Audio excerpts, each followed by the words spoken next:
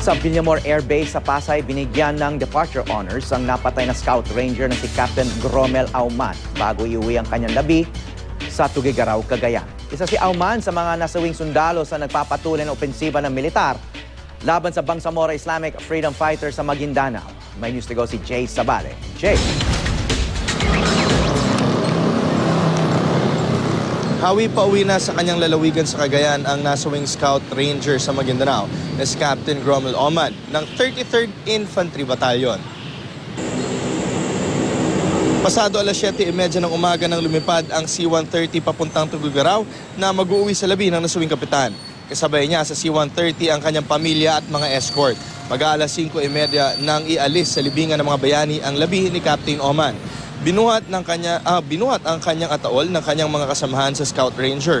Emosyonal naman ang kanyang mga kaanak hanggang dumating sila sa Villamor Air Base kung saan magmumula ang labi patungong Tugigaraw sakay ng C-130. Namatay si Captain Auman sa kasagsagan ng all-out offensive laban sa BIFF sa Maguindanao nitong Sabado.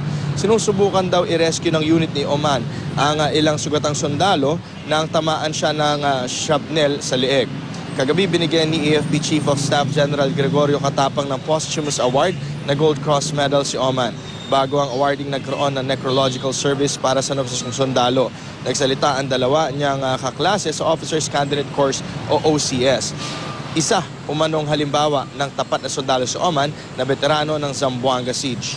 Kanina naman, nung nandun tayo sa Villamor Air Base, nakausap natin ang pamilya ni Auman at ang sabi nila ay ayaw muna nila magpa-interview at irespeto ang kanilang privacy.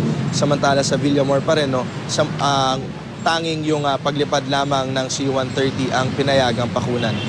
Hawi? Maraming salamat, Jay Sabale.